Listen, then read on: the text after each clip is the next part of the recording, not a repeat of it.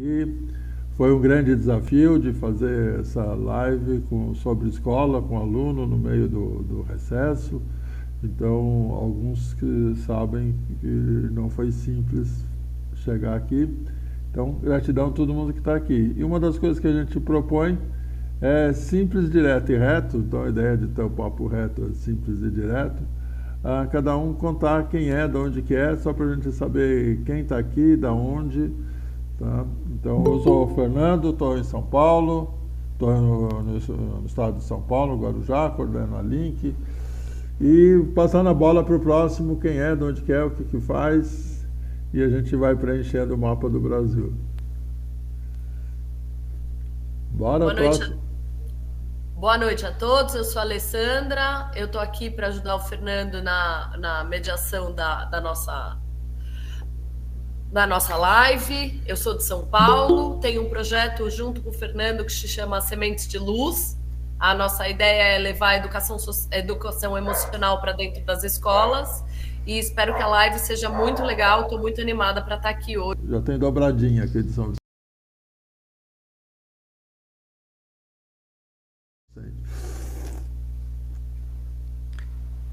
Aproveitando o gancho do Tiago aí, que ele é um dos meus alunos. Tiago é um menino que foi descoberto numa escola estadual aqui de São Vicente.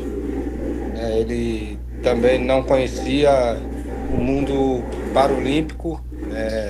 Para vocês terem uma ideia, na cabeça dele, ele pensava que só existia ele de pessoa com deficiência no mundo. Então, dar o maior apoio possível.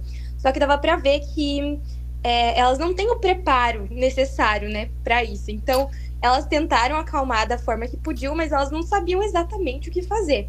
Então, na minha opinião, o que falta nas escolas públicas, né, porque acredito que em algumas particulares deve ter, é alguém preparado, né, para lidar com essas situações, um psicólogo, um psiquiatra. Eu acho que todas as escolas, eu acho que teria que ter um movimento mesmo, porque os adolescentes, da minha experiência, do que eu vejo, não procurariam por livre e espontânea vontade. Porque normalmente tem medo, né, de falar ou vergonha de falar que tem certos problemas. Você acha que roda de conversa funciona, por exemplo, dentro das escolas?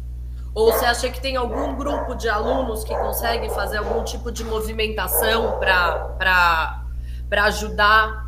Porque eu acho que para você ter um primeiro. Não basta só ter alguém, né? O problema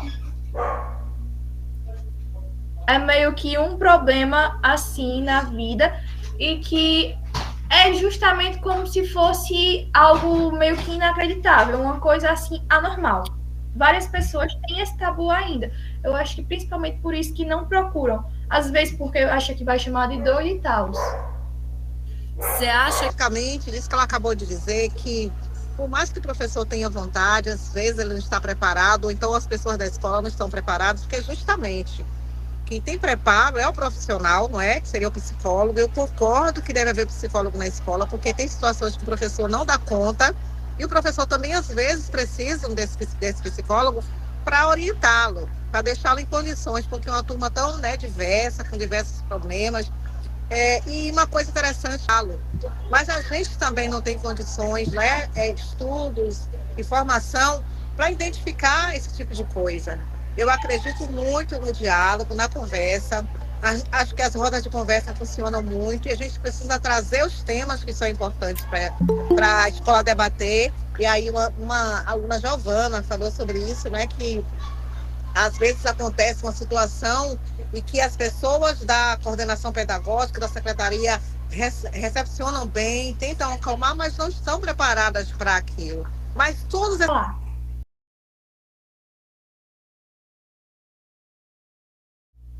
A primeira pergunta é: em que momento você já sentiu que sua opinião ela foi ignorada? No geral, tipo, no geralzão, qualquer situação, em que momento já sentiu que a opinião ela foi ignorada?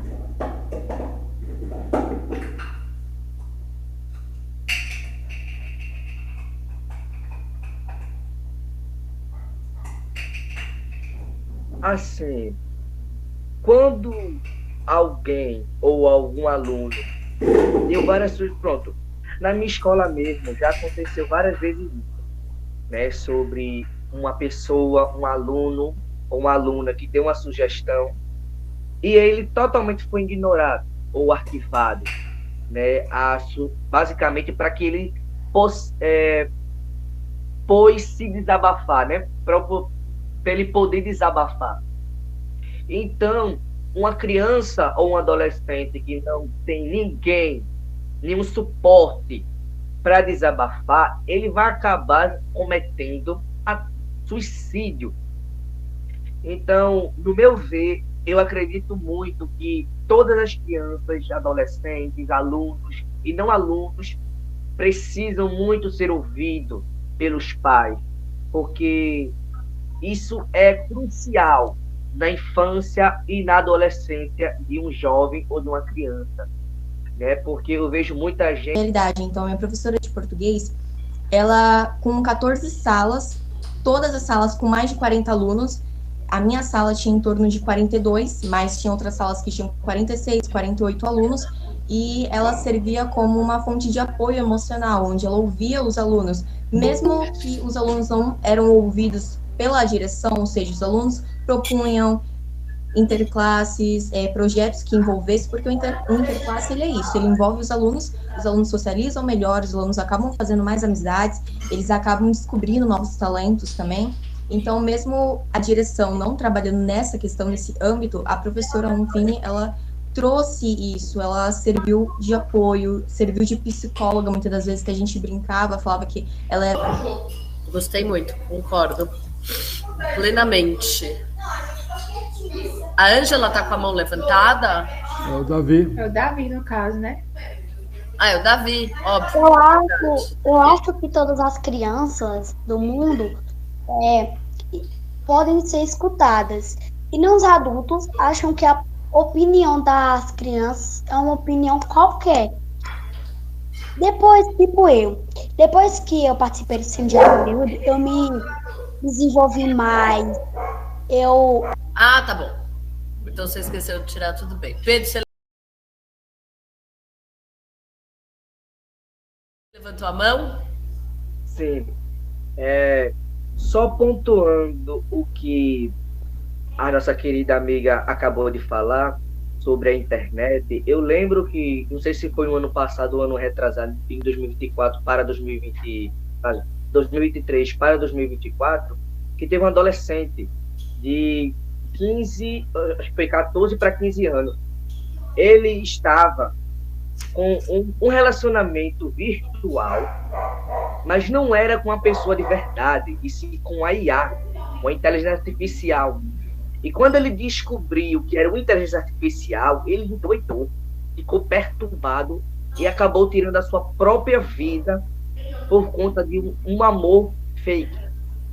Então a internet traz muito isso. Muitos jovens de hoje em dia acabam se matando por conta de um amor não correspondido, né? Ou porque aquela pessoa que ele se apaixonou na internet não era uma pessoa de verdade, e sim um robô, né? Então expressão podem falar tudo que quer, tudo que dá na telha. Mas não é verdade, porque a gente sabe muito bem que, na maioria das vezes, isso se torna, por exemplo, aqueles haters. Os haters, eles são basicamente discurso de ódio.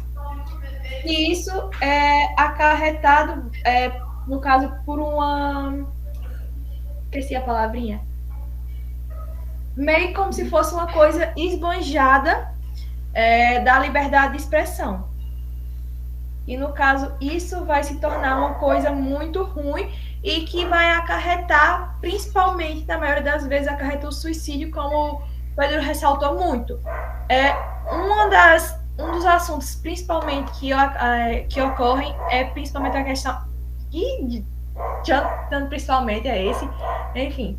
Ocorre por conta do racismo. Porque a gente sabe muito bem que uma pessoa vai lá, posta uma foto, ocorre o quê? Ocorre que o preconceito, principalmente em relação com a cor, acontece. E que isso faz com que a pessoa se sinta mal, mexa com a saúde mental e que vai acabar acarretando a questão do suicídio. É um dos assuntos mais recorrentes, que vem de muito tempo, desde a escravidão, mas que até hoje Assim, o que eu acho que deveria ser feito é que o ambiente escolar para uma criança com autismo deveria ser um ambiente que é um ambiente seguro para ela. Porque na rua o povo diz, é doido, é maluco. Aí muita gente aqui na minha rua fala, ele é autista, ele é doido. Eu digo, minha gente, não brinquem com isso. Porque uma criança ou um adolescente autista, no futuro, ele pode até criar até uma empresa e você trabalhar para ele. Porque crianças com autismo são muito inteligentes. Quem é a criança conversar? Diz, filho, o que foi? Filho, o que foi que aconteceu lá na sua escola? Então, isso deixa uma criança, um adolescente, desnorteado. Porque, tipo, na cabeça dela, ela vai dizer, gente, a minha casa era o meu porto seguro. Era o meu castelo que me protegia das coisas ruins. E esse meu porto seguro acabou naufragando, acabou afundando.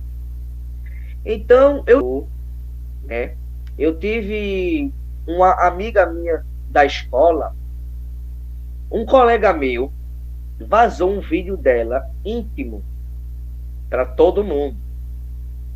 Isso ela passou a maior vergonha.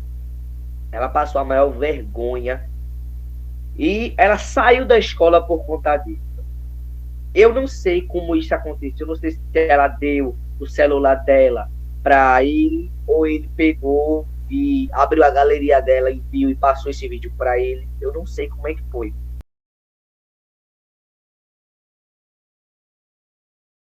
Esse ano. Então, nossa maneira, a maneira da escola, no caso de controlar, que eu achava uma doideira logo que eu entrei, mas agora eu acho que faz sentido e que foi muito bom para mim. A gente tem uma caixinha. Então, a gente chega na sala, no caso, quando o professor chega na sala, ele pede para todos os alunos guardarem o celular dentro dessa caixa e essa caixa fica trancada. E só é destrancar, vamos dizer. Mas agora, eu acredito que a gente deveria voltar para como era antes da pandemia, que era tudo no papel, sem celular, sem utilizar computador, porque justamente como o Pedro falou, também tem muitas pessoas que não têm o celular. Na nossa escola tem a sala de informática, que é onde tem os computadores, quando não é para liberar o celular, é só para ficar no computador, mas também não tem computador para todo mundo. E aí faz como? Tablet, também tem tablet na minha escola, mas também não tem tablet para todo mundo. São uma quantidade que não dá para uma turma inteira. Tipo, a minha turma, que é grande, tem 40 alunos, não tem para todo mundo nem computador, nem tablet. Então, não faz sentido permanecer exigindo essas plataformas, exigindo que a gente utilize os meios digitais, sendo que não vai ter como todo mundo ter acesso igualmente. E também porque os adolescentes se perdem muito, né? Não concentram quando eles têm alguma tecnologia nas mãos. É isso. Eu concordo totalmente. Você sabia que na escola... Não tô bem. E nisso olhavam para a cara dela e falavam, mas você não tá bem, mas daqui a pouco passa. Então ficava um clima meio que assim, né? Tipo, a pessoa... se enquadrava naquela parte, né, assim, a dor, se a dor não é sua, não chama de frescura, né, então, comigo e com a minha filha, a gente não foi tão legal essa parte de ficar sem o celular por causa desses problemas, que minha filha passou bullying na escola, teve, assim, um pouco de descaso da direção da escola, inclusive eu não sosseguei enquanto não acolheram minha filha direito. Hoje, para a escola, os atestados, acompanhamento médico, tudo, eu insisti, falei que no caso da minha filha, eu preciso que imediatamente liguem para mim, que não fiquem demorando, porque ela realmente passa mal, tem crise de ansiedade, estava no tratamento a princípio, tendo um princípio de de depressão, e foi complicado. Ela fica, entende? Tipo, falar, tá tendo bullying, tá tendo problema de bullying na escola. Ela fala, não, na minha escola não está acontecendo isso, e nisso, só que minha filha chegava em casa mal, né? Eu falei, tá acontecendo, mas foi complicado, bem complicado mesmo o fato do celular. Hoje já está bem melhor, né?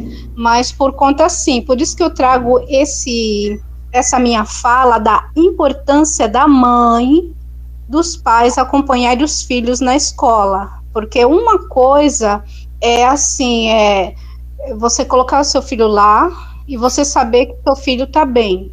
E outra coisa é estar acontecendo alguma coisa e diretores querem cobrir, falar que está tudo bem, só que o seu filho... Para que a gente leve isso para a escola onde você está, para que o que a gente conversou não fique, teve uma live que foi legal. Toda live nossa dessa, a gente sempre tem um objetivo muito simples. Legal, e o que a gente vai fazer? E depende de quem? De nós. Então, isso que a gente quer comentar. E duas coisas que eu queria destacar. A Alessandra já falou do Semente de Luz, a gente vai voltar a comentar. E, principalmente os jovens protagonistas que estão aqui, a gente está convidando, alguns como Pedro, Giovana, Kemily, estão convidados, estão convocados, porque dia 1º de agosto começa o 5º ciclo da Choca, com debate público na escola, que é um método de levar isso para a escola. Hoje, infelizmente, o pessoal da Choca não pode estar. Vamos voltar nesse assunto, mas já guarda o nome, já guarda a data. Tá? O 5º ciclo começa em agosto. E o que a gente quer fazer? Exatamente esse debate público na escola. E como é que faz isso? É exatamente o que a gente vai estar conversando. Hoje foi o Esquenta. E gratidão, gratidão, gratidão. E o cuidado da criança e adolescente? Claro que não acaba dia 31 de julho. Claro que é permanente. Então, para quem está aqui, Kemily, nossa, você foi simplesmente incrível. Agora você com mais idade, etc. Então, não sei, você não é senhora, Alessandra não é senhora. Senhora não, realmente não colou senhora. Obrigada, Kemily. E para quem veio com mais de 18, falou, tá bom, então participa que o mês que vem é o mês da juventude. Então, estão todos convocados de novo. Peraí, tem repeteco do que a gente falou? No mês que vem é o mês da juventude, trazer as pautas de juventude, aí o pessoal com mais idade, com 18 anos, o pessoal velho de 18 anos até 29, e as demandas de vocês. Então, realmente, gratidão, gratidão, gratidão, foi incrível. E se tivesse aqui hoje, a Bel realmente não pôde estar, ele fala, vocês foram tão incríveis que o Fernando ficou quieto. E uma coisa que eu queria falar, aproveitando, Fernando, Pedro, dependo de pessoas como você para ajudar os Sementes de Luz nas escolas. A gente precisa de gente como você para colocar o nosso projeto em andamento, ajudar as pessoas a melhorarem e cuidarem dessa saúde emocional, que não é só em casa, na escola a gente também pode ajudar, e no particular também. Pode contar comigo, viu? Perfeito, perfeito. Então, realmente, parabéns a todos. A gente encerra. A gente vai gerar um material dessa live. Todos que estão inscritos vão estar recebendo. E o processo continua. E a semana que vem, inclusive, o tema é Escola Conectados. Então, continua o processo continua. E parabéns, parabéns, parabéns. Obrigada, gente. Boa noite a todos. Parabéns a todos. Parabéns, parabéns. Beijos, boa noite.